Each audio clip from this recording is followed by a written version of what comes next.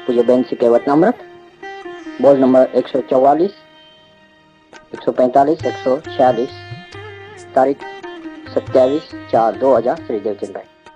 नमो अर्यंताणम नमो सिद्धाणम नमो आयर्याणम नमो उवज्जायाणम नमो लोये सवसावणम नमो समय साराय स्वानुभूत्या चकास्ते चित्त स्वभावाय भावाय सर्वभावांतरचिले मंगलम भगवान वीरो मंगलम गौतमो गणि मंगलम कुंद कुंदार्यो जैन धर्मोस्तु मंगलम सर्वमंगल मांगल्यम सर्वकल्याणकारकम प्रधानम सर्वधर्माणम जैनम जयतु शासनम ओंकार बिंदु संयुक्तम नित्यम ध्यायन्ति योगिनो कामदम मोक्षदम चैव ओंकाराय नमो नमः।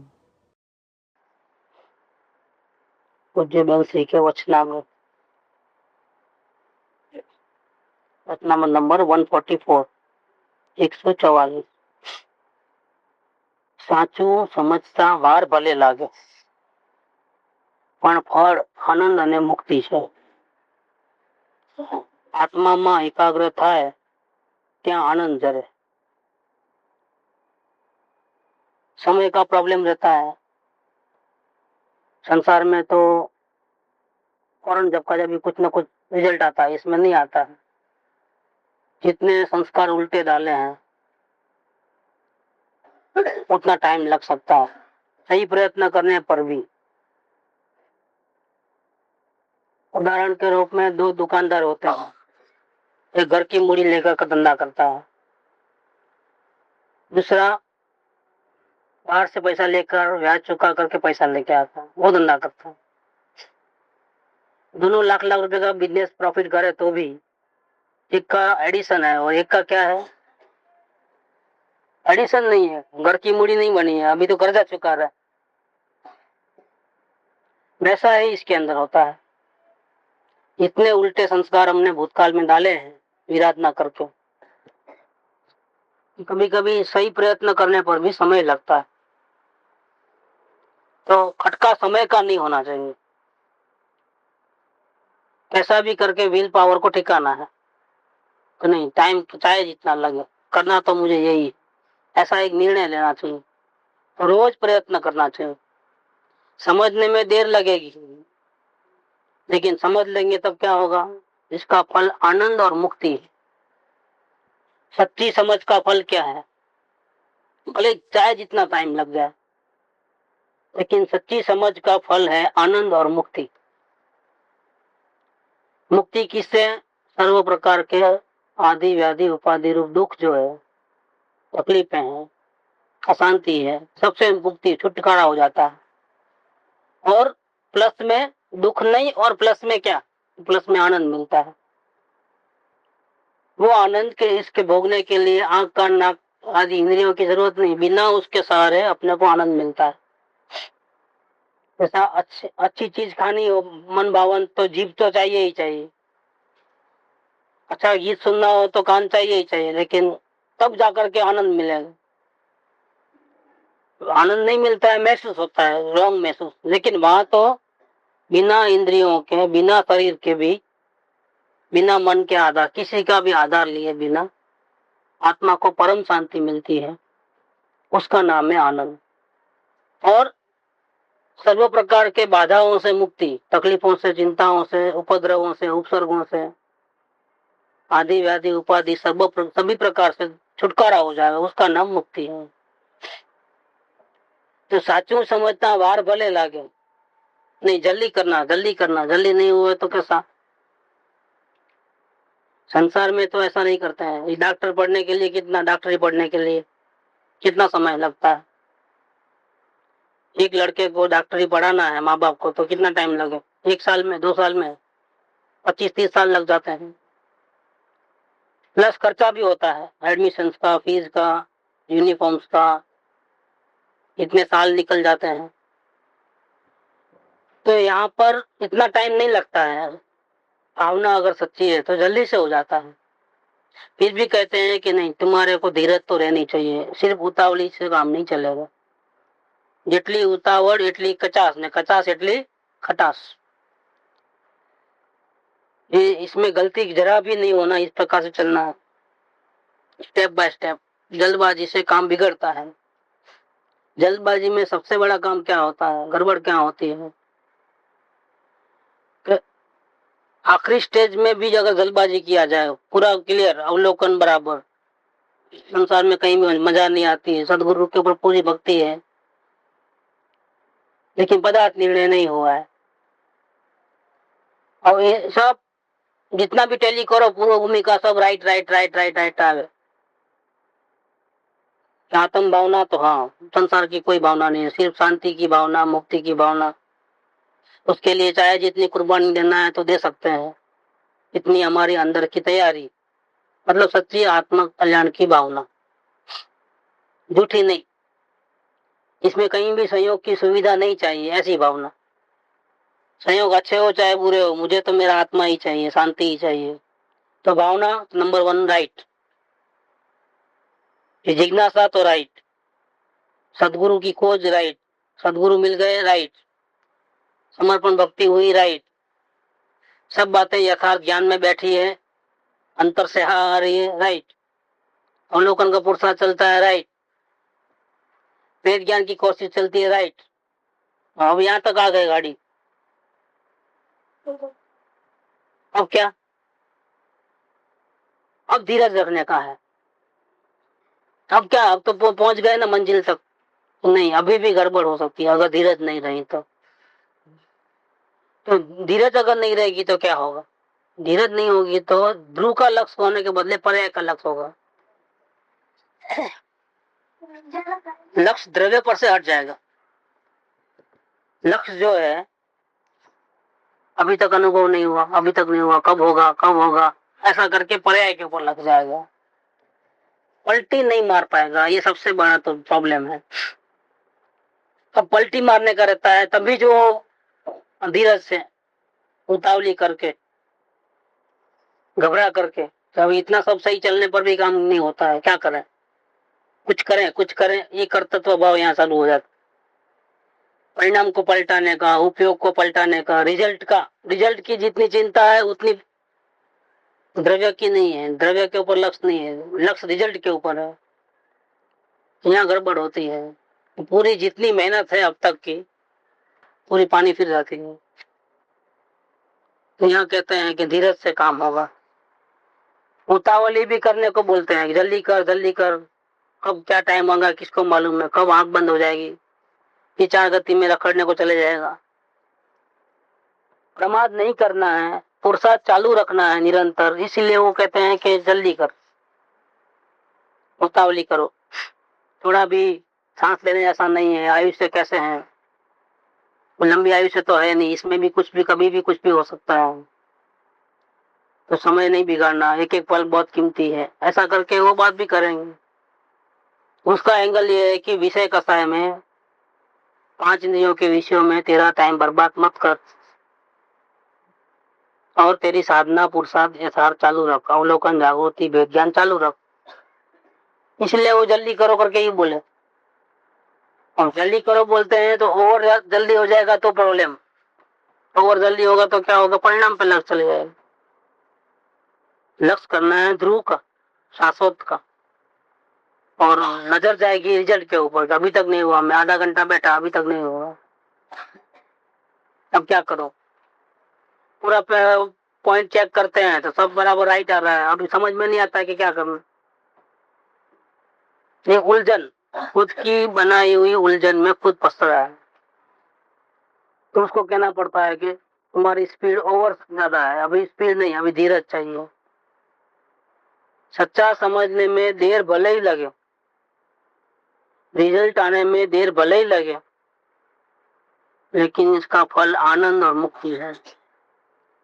तो सोने को जितना तपाते हो इतना शुद्ध होता है।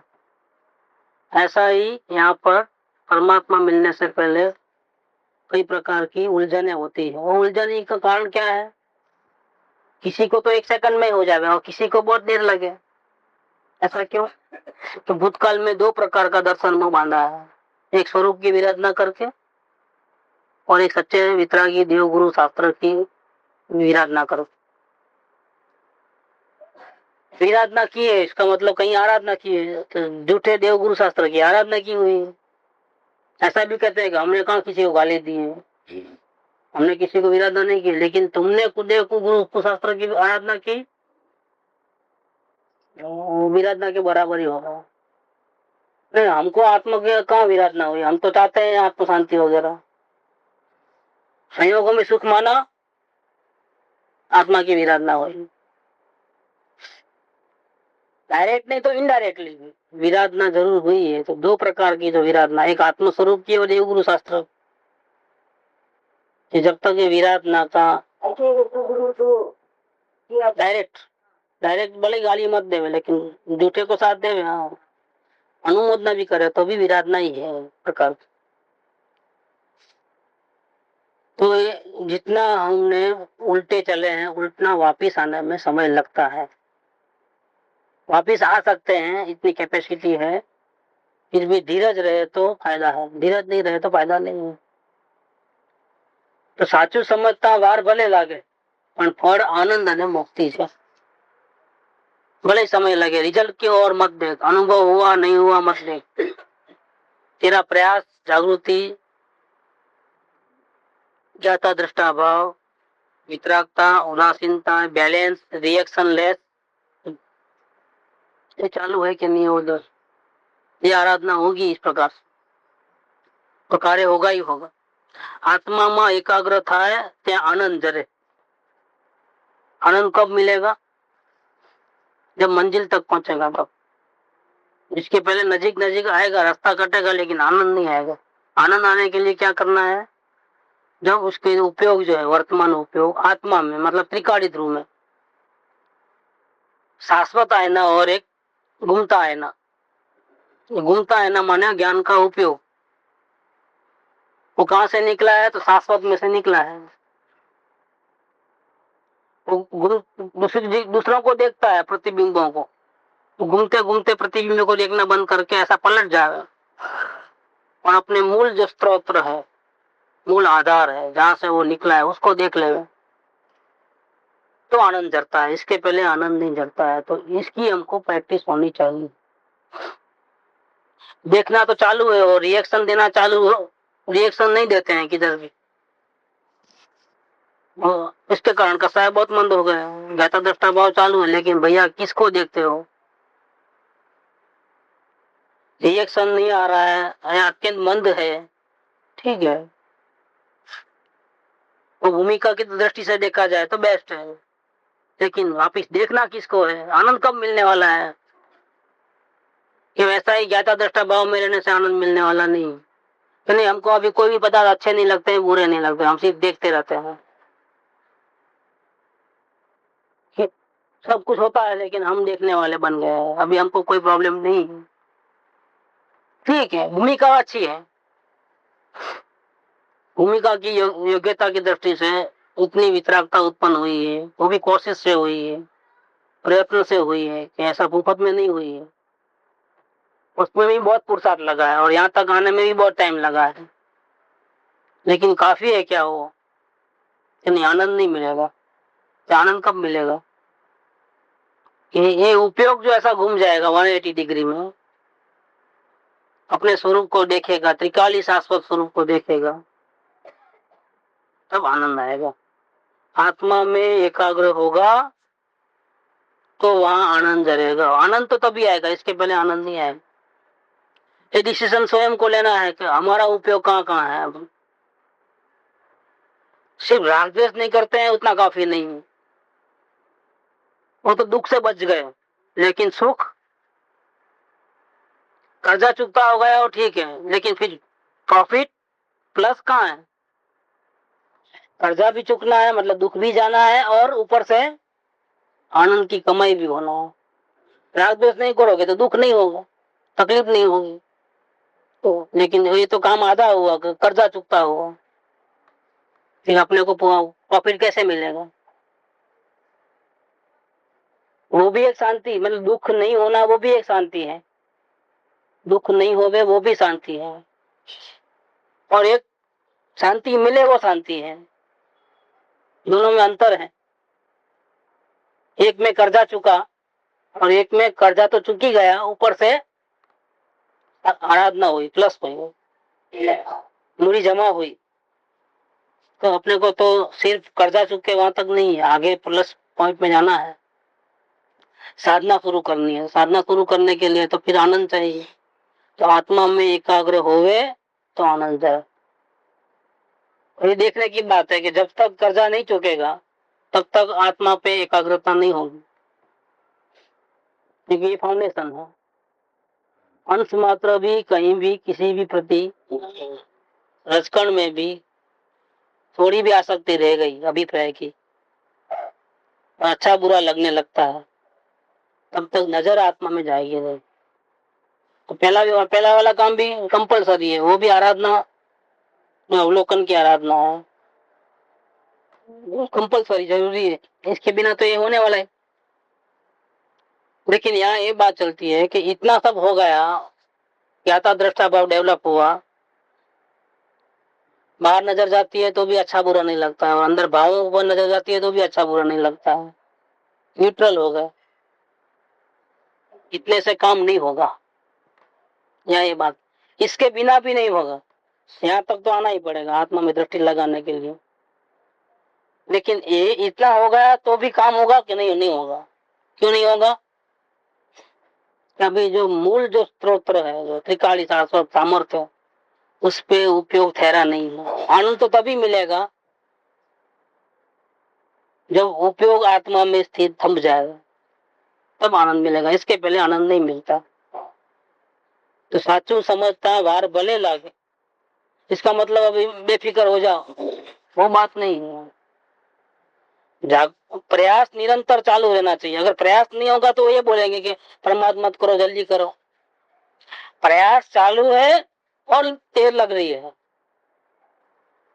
तो कहते हैं कोई बात नहीं, प्रयास तुम्हारा चालू है ना, देर लगे तो कोई बात नहीं, चलने दो गाड़ी। तो साचू समझता वार भले, नहीं तो प्रॉब्लम पहले बताया वैसा कि नजर द्रव्यों के ऊपर से हटके परिणाम पे चले जाए।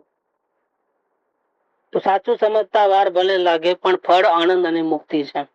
આત્મામાં એકાગ્ર થાય ત્યાં આનંદ જરે। ये 144 हुआ। अब 145। રાગનું જીવતર હોય તેને આત્મામાં જવાનું બને નહીં। अपनी बात चली हुई, जब तक न्यूट्रल नहीं है, कर्तृत्व भाव अंश मात्र में भी, ये करूं ये नहीं करूं, ऐसा दोनों साइड है, अच्छा है बुरा लगता है अभी भी, तो ये राग का जीवन है, ये आत्मा का जीवन नहीं है, ये ज्ञाता दृष्टा भाव नहीं है। क्योंकि कुछ चीजें अच्छी लगती है, कुछ बुरी लगती है, कुछ करना है कुछ नहीं करना है। ऐसे जिंदगी जीने वाले को आत्मा में जाने का बनेगा ही नहीं। राग ने मारी नाक तो अंदर जवा, एक शरत है। पहले तुमको न्यूट्रल तो होना ही पड़ेगा अंदर जाने के लिए, प्रभु को देखने के लिए पहले राग द्वेष रहित तो होना ही पड़ेगा। कौन सा राग द्वेष रहित होना है? आचरण का नहीं, अभिप्राय का। ये नहीं खाना न वो नहीं खाना, न ऐसा नहीं करना न वैसा नहीं करना, नहीं वो बात नहीं है, कोई शरत नहीं।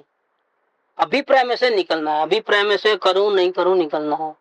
बाहर से भले ही धर्मात्मा हो, अभिप्राय में अंदर में कर्तृत्व भाव पड़ा है तो कार्य नहीं होगा। अभिप्राय में निकल जाना चाहिए। तो ये बात कहते हैं कि राग का जीवतर है, जब तक अंदर में ये करूं ये नहीं करूं ऐसा है, तब तक वो जीव आत्मा में जा नहीं सकेगा, मतलब आत्मदृष्टि नहीं होगी, स्वरूप का भान नहीं होगा। अब क्या करना है? राग ने मारी नाक शब्द ऐसा लिया है कि जैसा कि राग बहुत दुश्मन है, तो जैसे दुश्मन को तो गोली से उड़ा देने का है, ऐसा ही इसको करना है। राग ने मारी नाक, ये तीव्रता बताते हैं। ये राग कितना बुरा करने वाला है उसका अंदाजा बता रहे हैं कि राग कितना खतरनाक है।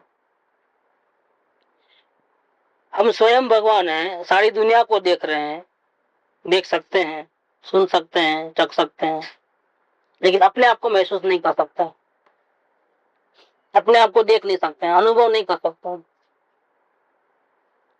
एक आश्चर्य की बात है। क्यों ऐसा? कारण क्या है? क्या वजह है? वजह ये है, राग है।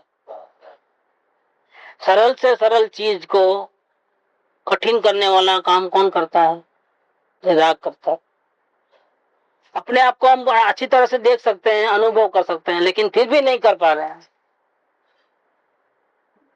दूसरे के मन की बातें जानना नहीं जानना अपने हाथ की बात नहीं, लेकिन अपने को तो अपनी बात मालूम पड़ती ही है। इसी प्रकार से ये आश्चर्य की बात है कि सूर्य चंद्र तारे दिखते हैं, आकाश धरती सब दिखता है, अन्य पदार्थ सब दिखता है, सुनने में आता है, तो वही उपयोग जिसका है, जिस ज्ञान के उपयोग में सब दिख रहा है, वो उपयोग जिसमें से निकला है उसको ही नहीं देख पाता है। मैं देखे तो अभी परमात्मा मिल जाएगा, लेकिन नहीं देख पाता है। क्या वजह है? वजह है राग, करना नहीं करना। ये करना नहीं करना, ये ठीक है अठीक, ऐसा जो भाव चल रहा है अंदर में, वो दुश्मन है। इसको मार दे, अब मार दे मैंने खत्म कर दे, अंश में भी मत रख, तो अंदर जा सकते हो। वो 1 रुपया डे की बात लो, क्या अवलोकन करने के बाद भी जो 3 गलतियां रह गई, इस लोक की अल्प भी सुखेच्छा, तो बिल्कुल नहीं, अल्प भी नहीं रहना, अंश मात्र भी नहीं रहना, राग को खत्म कर। मतलब करना नहीं करना, ऐसा नहीं ऐसा, ऐसा नहीं ऐसा, कुछ नहीं, कहीं भी भेंट नहीं आना, कहीं भी धर्मों की क्रियाओं में भी भेंट नहीं आना। पाप की क्रिया नहीं, धर्म की क्रिया तो करना पड़ेगा ना। जब तक हम भाई आत्मा नहीं मिला तब तक तो कोई ना कोई आधार तो चाहिए ना, तो भक्ति का हो या सत्संग का हो या शास्त्र वांचन का अभ्यास आदि का हो। व्यवहार भले ही हो, लेकिन व्यवहार का आग्रह नहीं होना। करो तो कोई मना नहीं, आग्रह पूर्वक नहीं। आग्रह है वो राग है, वो अभिप्राय पूर्वक का राग, आग्रह नहीं रहना। तो ये आग्रह है। मोस्टली लोग रुके हैं आग्रह में। धर्म स्थानक में आने के बाद भी, सही तत्व ज्ञान मिलने पर भी अंतर्दृष्टि क्यों नहीं हो रही? अब इतना तो करना ही चाहिए, हम जो करते हैं वो ठीक ही कर रहे हैं, ऐसा जो क्रियाएं जो है। फिर पढ़ते क्या है कि पुण्य भी बंध का कारण, यही पढ़ते हैं। मालूम है कि द्रव्य लिंगी इतना इतना करता है तो भी फैल गया है, वो मालूम है, उनको मालूम है। रोज प्रवचन में गुरुदेव के टाइप में आता है मुनि व्रतधार अनंत में, तो वो बात नहीं मालूम है, ऐसी बात नहीं है। लेकिन खुद को ये प्रवचन सुनने का, सत्संग में रहने का, शास्त्र वाचन करने का, अभ्यास का आग्रह रहता है। आग्रह के कारण क्या होता है कि रुचि बाहर में होने से पूरा तो कर नहीं सकता है, न शास्त्र पूरा पढ़ सकता है, न धार्मिक गतिविधि बराबर कर सकता है। करता भी है तो बहुत मेहनत पूर्वक 1-1.5 घंटा 2 घंटा मिल जाता है, बाद में 22 घंटा तो भटक भटक रहती है। और आग्रह क्या पड़ा है कि ये सब करना ही पड़ेगा। तो क्या होता है कि हमको आत्मज्ञान नहीं होता है, क्योंकि हम 24 आवर्स यहाँ नहीं लेते हैं, 22 घंटा बाहर देते हैं ना, इसलिए नहीं होता। ऐसा एक नया नया उल्टा श्रद्धांत चालू हो गया, क्यों रात और 22 घंटा तो हमारा उपयोग बाहर घूमता है संसार में, इसलिए हमको आत्मज्ञान नहीं होता है। अगर हम 24 घंटा इधर रहेंगे, मंदिर में शास्त्र पढ़ेंगे, वो करेंगे, तो हो जाएगा हमारा। हमारी गलती कौन सी है? क्या गलती कर रहे हैं हम? 24 घंटा उसमें भोग नहीं दे रहे हैं, ये हमारी गलती है। नहीं, वो गलती नहीं है, वो लगन नहीं है। देखो भूसे कैसे कैसे अंदर घुसते हैं, ये सब क्या है? आग्रह है, क्रियाओं का आग्रह है। नहीं, आग्रह छूट जाना चाहिए, सभी प्रकार का आग्रह छूट जाना, सभी प्रकार का आग्रह छूट जाना चाहिए। ये रोकने वाला कौन है? रोकने वाला अपना आग्रह, राग। इतना तो करना ही चाहिए, यही ठीक है, और वो बाकी सब अठीक है। 22 घंटा संसार में भटकते हैं वो अठीक, जो 1-2 घंटा मंदिर में सत्संग में रहते हैं वो ठीक, यहाँ आ गया मामला। नहीं होने का कारण वो 22 घंटा नहीं, आग्रह कैसे करता बताया, उसका तो करना चाहिए, वो भी एक आग्रह, और दूसरा वाला भी कर रहा तो उसको भी और अनुमोदन देता, उसका तो करना चाहिए, या तो नहीं करा तो उस पर द्वेष। दूसरा जो अगर नहीं करा, अपने ऐसा व्यवहार नहीं रखा हो तो उसका द्वेष हो जाएगा, आप तो आते ही नहीं हो मंदिर में, ऐसा करके द्वेष हो जाता है। तो ये भी अपना यहाँ मानना है, ये हम चाहते हैं कि वो आना ही चाहिए रेगुलरली, ऐसा करना, तो वो नहीं आएगा तो द्वेष हो जाएगा। तो इसका मतलब क्या हो गया, हमारा आग्रह। ये हो गया इस लोक की अल्प भी सुख है। अच्छा, सत्संग भी होगा, भक्ति भी होगी, शास्त्र स्वाध्याय भी होगा, सब होगा, आग्रह नहीं रहेगा। बस ये आग्रह है तब तक प्रॉब्लम है। इसलिए कहते हैं कि राग को मार डाल, ये करूं नहीं करूं को मारो गोल, तो ही तू अंदर जाएगा। अंदर जाएगा माने इसके पहले तुझे आत्मा का अनुभव होने वाला नहीं। आत्मा का अनुभव उसको ही होगा सारी दुनिया से वो उदासीन, उड्म आसन, जहाँ सारी दुनिया जहाँ गड़बड़ करती है वहां से ऊंचे चले गए उदासीन, आसन उनका ऊंचा हो गया, उद बना ऊंचा, उनका लेवल नहीं मिलता है, उदासीन, न अब अच्छे में है न बुरे में है, न्यूट्रल हो गया। अब अच्छा बुरा नहीं लगता है क्योंकि दोनों का लेवल ही अलग हो गया है, सारी दुनिया से उदासीन हो गया है और अपने भावों से भी ठीक पना नहीं है, उसको ही पलटाना नहीं है, और अपने उपयोग को भी नहीं पलटाना है। इतना भी कर्तव्य भाव नहीं, इतना भी राग नहीं, तो अंदर जा सकते हो, फिर फ्री हो गया ना। उपयोग के ऊपर कोई बोझा नहीं है, कोई करना नहीं रहा, ऐसा नहीं ऐसा कुछ भी नहीं रहा, फिर क्या रह गया कि संपूर्ण रूप से ज्ञाता दृष्टा भाव हुआ, जैसा स्वरूप है हमारा वैसा ही हमारा परिणमन हुआ, बस। तो अंदर जा सकेगा, बाकी जा नहीं सकेगा। राग वाली परिणति में से मेले दर्पण में चेहरा नहीं दिखता है, ऐसे करूं नहीं करूं है तब तक आत्मा का दर्शन नहीं होगा। उपयोग में मलिनता है, करूं नहीं करूं वो उपयोग में मलिनता है। त्रिकाली जो आईना है शुद्ध आत्मा, वो तो परिपूर्ण शुद्ध निर्मल है, लेकिन इसका देखने वाला जो उपयोग है वो कैसा है, वो राग रहित है, राग सहित है, मलिन है, करूं नहीं करूं चल रहा है उसमें, करता तो भाव, वो क्लीन नहीं, वो निर्मल नहीं। करूं नहीं करूं राग हट जाएगा, जीरो हो जाएगा और उपयोग पलटेगा, तो ही आत्मा का दर्शन होगा। इसलिए छोटे छोटे वचन है कि रागनु जीवतर होए तेने आत्माમાં જવાનું બને નહીં, रागने मारी नाख तो अंदर जवा। ये 145 हुआ, अब 146। કોઈ દ્રવ્ય પોતાના સ્વરૂપને છોડતા નથી, આત્મા તો પરમ શુદ્ધ તત્વ છે, એમાં ક્ષાયોપ સમીપ આદિ ભાવો નથી। તું તારા સ્વભાવને ઓળખ, અનંત ગુણ રત્નોની માળા અંદર પડી છે તેને ઓળખ। આત્માનું લક્ષણ ત્રિકાળી સ્વરૂપ ઓળખીને પ્રતીતિ કર।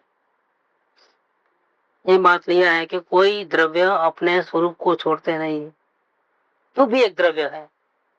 जनरल नियम बताने के बाद क्या कहना चाहते हैं कि परिणाम में उठा पटक हो रही है इसलिए तेरा द्रव्य में चेंज आया, ऐसा नहीं हो सकता है। क्यों कि कोई द्रव्य पलटता नहीं, पलटता नहीं मतलब मूल स्वरूप को छोड़ता नहीं, ऐसे उसमें परिणमन है, रूप से रूपांतर, क्षेत्र से क्षेत्रांतर, ऐसा हो रहा है, बदलाव जरूर है। जैसे सोना है, सोने में से रिंग बनाया फिर चेन बनाया, ऐसा बदलाव है, लेकिन सोना वही का वही है। उसी सोने को गला करके दूसरी चीज बनाए, दूसरी तीसरी चीज बनाए, ऐसा रूप से रूपांतर आदि हो रहा है, पूरा चेहरा ही बदल जाता है, लेकिन फिर भी वो बात तो वही की वही है, पदार्थ तो वही के वही है। ऐसा कहते हैं कि कोई द्रव्य अपने स्वरूप को छोड़ते नहीं है। स्वरूप इंटैक्ट रहता है, परिणाम बदलती है, परिणमनशील है, लेकिन मूल स्वरूप वो बदलाव नहीं होता है। मूल स्वरूप हमेशा वैसा का वैसा रहता है। ये जगत का नियम है, कोई द्रव्य अपने स्वरूप को छोड़ने वाले नहीं है। और तू तू भी एक द्रव्य है। आत्मा तो परम शुद्ध तत्व है। शुद्ध तत्व तो सभी है, लेकिन ये परम शुद्ध तत्व है। क्यों? कि अपने को शांति, स्वरूप इंटैक्ट रहता है, परिणाम बदलती है, परिणमनशील है, लेकिन मूल स्वरूप वो बदलाव नहीं होता है। मूल स्वरूप हमेशा वैसा का वैसा रहता है। ये जगत का नियम है, कोई द्रव्य अपने स्वरूप को छोड़ने वाले नहीं है। और तू तू भी एक द्रव्य है। आत्मा तो परम शुद्ध तत्व है। शुद्ध तत्व तो सभी है, लेकिन ये परम शुद्ध तत्व है। क्यों? कि अपने को शांति मिलने वाली है, उसका आधार ये है, इसलिए परम कहा है। आप पूजनीय जिसको बोलते हैं, उत्कृष्ट बोलते हैं, परम माने उत्कृष्ट। तो आत्मा तो परम शुद्ध तत्व है, उसमें एक सायोपसमिक आदि भाव नहीं है। बाकी के जो भाव है, 5 भाव है, उसमें परम शुद्ध परिणामिक भाव है, वो त्रिकाली शाश्वत द्रव्य वो है। दूसरा उदय उपसम से, इसको बोलते हैं उदय भाव। तो उपसम भाव माने क्या कि रागद्वेष है, लेकिन जितना है उतना नहीं है, दब गया है। पहले बहुत था, लेकिन अब दबा हुआ है। तो उदय भाव के बाद उपसम भाव, उपसम भाव, कुछ दबा हुआ है, कुछ खत्म हो गया है।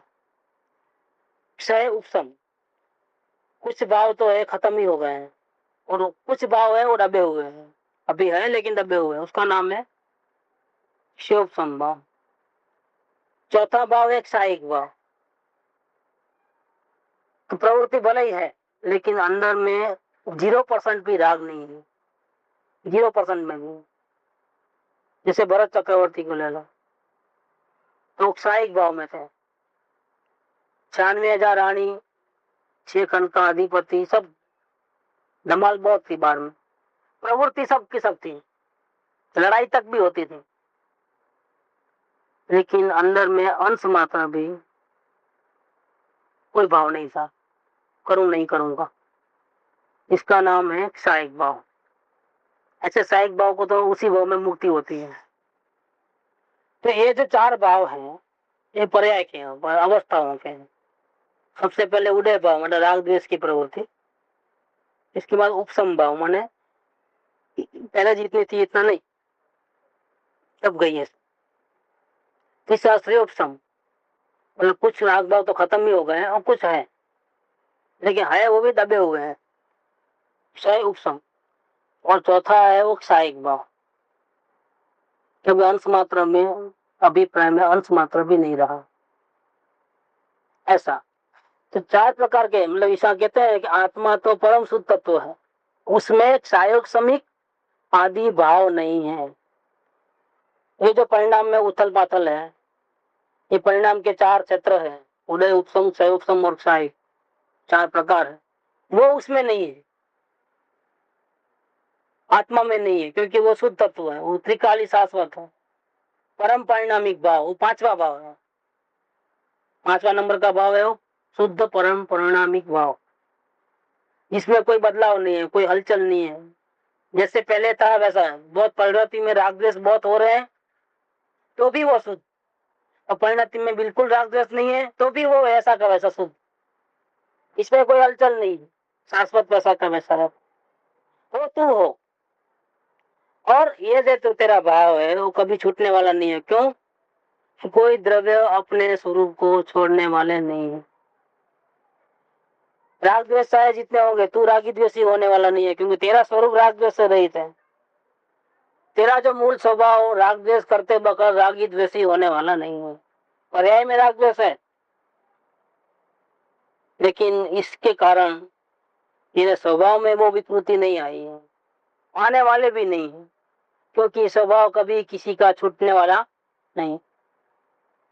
तू तेरे ऐसे स्वभाव को पहचान, ये आश्चर्यकारी स्वभाव यहाँ है, महिमावंत ये है, जैसे कीचड़ में पड़े रहते हैं तो लोहा रखेंगे तो काट लग जाता है, और सोना रखेंगे तो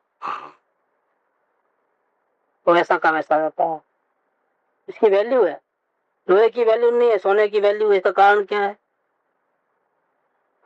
क्यों वैसा उसको काट नहीं लगता है? वैसा ये स्वभाव की वैल्यू है। क्या स्वभाव की वैल्यू है? कि परिणाम चाहे जैसे हो, स्वभाव में मलिनता कभी भी नहीं आती है, न आई थी न आने वाली है। पर आश्चर्यकारी है, तू ऐसे तेरे स्वभाव को पहचान। पर्याय को तो तुम पहचानते ही हो, अवस्था को तो तुम पहचानते हो। कैसी है अवस्था? कभी भी एक जैसी नहीं है। कभी अच्छे भाव है, कभी बुरे भाव है, कभी क्या है, कभी क्या है। कभी भावना बहुत बड़ी हुई लगती है, कभी ऐसा लगता है कि भावना छूट गई है। कभी कैसे कभी कैसे, कोई स्थिरता नहीं है। लेकिन जिसमें से वो निकली है परिणति, वो जो तत्व है, वो कैसा तत्व है? स्थिर शुद्ध तत्व है। उसमें कोई अशुद्धता नहीं है, मलिनता नहीं, उसमें कोई प्रतिबिंब नहीं। तू तेरे ऐसे स्वभाव को पहचान। अनंत गुण रत्नों की माला अंदर पड़ी है। माला में मोती होते हैं बहुत सारे। ऐसे आत्मा में जो माला है, आप उपमा दी है, कितने कितने गुण आप गिन नहीं सकते हो। इतनी बड़ी माला, ज्ञान गुण, दर्शन गुण, श्रद्धा गुण, चारित्र गुण, वीर्य गुण, ऐसे अपन गिन नहीं सकते हैं। बहुत मुसीबत से गिनते गिनते 47 गिने हैं समय सार के अंदर। आचार्य अमृतचंद्र देव ने समय सार टीका पूरी होने के बाद परिशिष्ट में उन्होंने लिया है 43 गुण, 47 शक्ति आत्मा की। और अनुभव प्रकाश के लिखने वाले दीपचंद जी कासलीवाल, उन्होंने 56 निकाली है। और समय दृष्टि चौथे गुणस्थान वाले महापंडित, उन्होंने अपने अनुभव प्रकाश में 56 शक्तियां निकाली। लेकिन फिर इसके बावजूद भी ये तो जितना ज्ञान पहुंचा उतना, बाकी कितने हैं? अनंत अनंत, अपन उसका वर्णन नहीं कर सकते। सर्वा सिद्धि के ओम इंद्र सम्यक दृष्टि जो है एकावतारी, वो निरंतर आत्मा के गुणों की चर्चा करते हैं आपस में बैठकर। क्या? लेकिन आज तक दूसरे गुण रिपीटेशन नहीं हुआ है आज तक, और फिर भी अभी तक खत्म नहीं हुई है चर्चा, आत्मा के गुणों की चर्चा। इतना अंदर में गुण पड़े हैं। आत्मा में अनंत गुण रत्नों की माला है। जय स्वरूप सर्वज्ञ भी नहीं कह पाए हैं, उसको भी क्या कहें, कितना आश्चर्यकारी है। तो अनंत गुण रत्नों की माला अंदर पड़ी है, उसको तू पहचान। किसको पहचान? पर्याय को नहीं, अब द्रव्य और द्रव्य की शक्तियां, उसको पहचान। तो तेरी पामरता निकल जाएगी। पर्याय में पामरता है, लेकिन तेरे में पामरता नहीं। तेरे में प्रभुता है, तू भगवान स्वरूप छो, तो तू जो है परमेश्वर हो। तो तेरा स्वभाव में परमेश्वरता है, तो परमेश्वरता कभी जाने वाली नहीं है। क्या? तो ऐसे का ऐसा इंटैक्ट रहने वाली है, क्योंकि कोई द्रव्य अपने स्वरूप को छोड़ने वाले नहीं है। तो अनंत गुण रत्नों माळा अंदर पड़ी છે તેને તું ઓળખ। आत्माનું लक्षण बस क्या है? आत्मा का लक्षण उसका त्रिकाली स्वरूप, तीनों का लेने वाला स्वरूप। राग उसका त्रिकाली स्वरूप नहीं है। करना नहीं करना ऐसा जो भाव है, राग और द्वेष के कई प्रकार के भाव, क्रोध मान माया लोक के भाव, वो उसका शाश्वत स्वरूप नहीं है। आज है कल नहीं रहेगा, कल ज्यादा भी हो जाएगा, कल बिल्कुल कम भी हो जाएगा, क्योंकि उसमें उतार चढ़ाव है। वो उसका वास्तविक लक्षण नहीं। लक्षण इसको बोलते हैं हमेशा उतनी ही मात्रा में निरंतर रहे, उसको बोलते हैं लक्षण। कभी छूटे नहीं, जैसे नमक में से खारापना कभी छूटने वाला नहीं है। कचरा कोई होगा तो निकाल सकते हैं, लेकिन खारापना नहीं निकाल सकते। चावल में कंकर पत्थर होंगे तो वो निकाल सकते हैं, अलग कर देते हैं, लेकिन चावल में जो गुण है एक एक दाने के अंदर, उसको अलग नहीं, उसके स्वभाव को अलग नहीं कर सकते।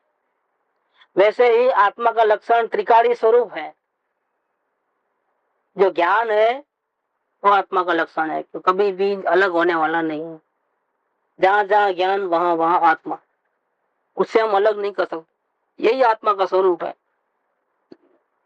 जानना जानना जानना जानना जानना, ये कभी जानने में जानना भी होवे और राग होवे, कभी जानना होवे और क्रोध होवे, कभी जानना होवे और लोभ होवे, कभी जानना होवे और हर्ष होवे, कभी जानना होवे और शोक होवे। तो राग बदलता स्वरूप है और जानना जानना जानना वो क्या है, एक रूप स्वरूप है। तो ये आत्मा का त्रिकाली स्वरूप, ये आत्मा का लक्षण है। उसको तुम पहचान, पहचान में ज्ञान, ज्ञान के द्वारा देख जान, और पहचान करके क्या कर, प्रतीति कर। प्रतीति कर माने विश्वास कर कि जितना ज्ञान उतना मैं, और जितना रागादि भाव वो मेरा नहीं। पदार्थ जिसको मैं देखता हूँ, जिसको मैं अपना मानता हूँ, जैसे मकान, कुटुंब, परिग्रह आदि जो भी, उसको जानने वाला हूँ, लेकिन वो चीज मेरी नहीं, वो मेरा लक्षण नहीं है, वो छूटने वाला लक्षण है। आज है कल छूट जाते हैं। ऐसे ही रागादि भाव है, वो भी दिखने में आते हैं, अपनी अवस्था में है, लेकिन छूटने वाले हैं। वो भी मेरा असली स्वरूप नहीं। असली स्वरूप मेरा क्या है, जो कभी नहीं छूटने वाला है। मेरा त्रिकाल स्वभाव क्या है, कि जानना जानना जानना जानना है, वो मेरा त्रिकाली स्वरूप, वो आत्मा का लक्षण है। उसको पहचान और उसकी प्रतीति कर, विश्वास कर, ऐसा ही मान कि यही मैं, बाकी सब मैं सब। इसको बोलते हैं कि अपने आत्मा को पहचानने का, स्वभाव को पहचानने का, स्वभाव की महिमा करने का, ये बात कहते हैं। ये हो गया 146 नंबर, वही कल लेंगे। सुख धाम अनंत सुसंत चही, दिन रात रहे तद ध्यान मही। प्रशांति अनंत सुधामय जे, प्रणमो पद तेवर ते जयते। प्रणमो पद ते